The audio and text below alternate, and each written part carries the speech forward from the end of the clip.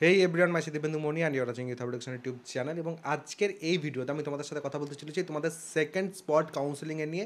Second spot কাউন্সেলিংয়ের নিয়ে এই মুহূর্তে যে আপডেট আছে বা এর আগেও যেটা তোমরা পেয়েছিলে সেখানে ছিল যে যারা নতুন করে র্যাঙ্ক কার্ড এটসেট্রা পাবে, যারা নতুন করে অ্যাপ্লাই করেছিলে 17 এবং 18 তারিখে, তারা কিন্তু এই যে সেকেন্ড স্পট কাউন্সেলিং সেটা কিন্তু করতে পারবে। এবারে সেকেন্ড স্পট কাউন্সেলিং যেটা, সেটা কিন্তু ভ্যাকেন্সি অনুযায়ী তোমাদের যে করতে হবে, ঠিক আছে? মানে যে কলেজটা তোমরা চাইছো সেই কলেজটা প্রথমে দেখে নেবে সেই কলেজে ভ্যাকেন্সি আছে কিনা, সেই কলেজে তবেই কিন্তু যাবে। যদি ধরো কোনো একটা XYZ কলেজে তুমি যাচ্ছ এবং সেই কলেজের কম্পিউটার সায়েন্স তোমার চাই এবং কম্পিউটার সায়েন্সে একটাও ভ্যাকেন্সি নেই, তাহলে সেক্ষেত্রে সেই কলেজে যেয়ে কিন্তু কোনো লাভ নেই।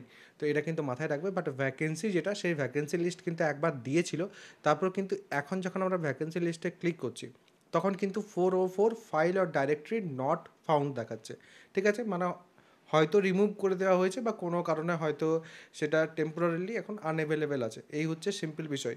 বাট যখন তোমাদের এসেছিলো তখন কিন্তু আমি দেখেছিলাম যে ভ্যাকেন্সি কিন্তু মোটামুটি আছে। এবারে সেটা রিমুভ করা হয়েছে মানে হয়তো সেখানেও কোনো ফল্ট থাকতে পারে বা সেখানেও কোনো ইস্যুস থাকতে পারে বা সেখানেও হয়তো তথ্যে কোনো সমস্যা থাকতে পারে, সেই কারণে রিমুভ করা হলো। আদারওয়াইজ কেন রিমুভ করা হতো?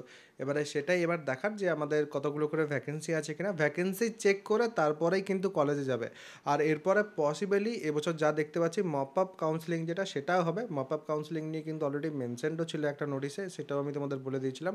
মপ আপ কাউন্সিলিং যেটা পসিবলি 25 তারিখে হবে। তার আগে এই যে তোমরা স্পট কাউন্সিলিংটা করছো এরই হয়তো আপগ্রেডেশন বা কোনো কিছু, কোনো একটা নাম দিয়ে 24 তারিখে আর একটা কোনো কাউন্সিলিং হবে, তারপর 25 তারিখে মপ আপ কাউন্সিলিং হবে, এখনও অবধি যা মনে হচ্ছে।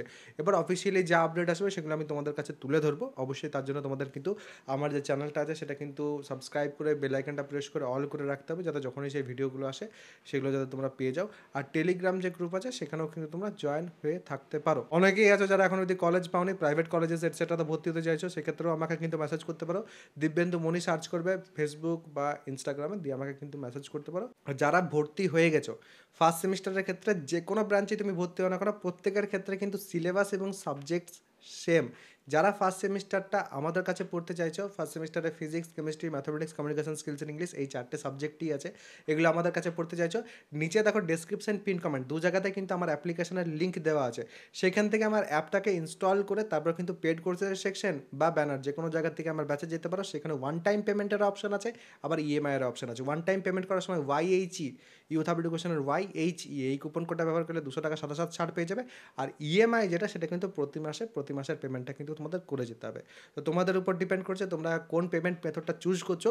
সেখানে কিন্তু তোমরা লাইভ ক্লাস, কম্প্যাক্ট ক্লাস, সাজেশনের ডিসকাশন, যা যা তোমাদের দরকার হবে, তার সাথে নোটস এটসেট্রা যা যা তোমাদের দরকার থাকবে সব কিছু কিন্তু তোমরা সেখানে পেয়ে যাবে। তো অবশ্যই কিন্তু জয়েন হয়ে যেতে পারো। এরপরও যদি কারোর কোনো রকম কোনো প্রশ্ন থাকে কমেন্ট সেকশনে কিন্তু অবশ্যই জানাবে। সবাই ভালো থাকবে, সুস্থ থাকবে এবং আমার সাথে থাকবে।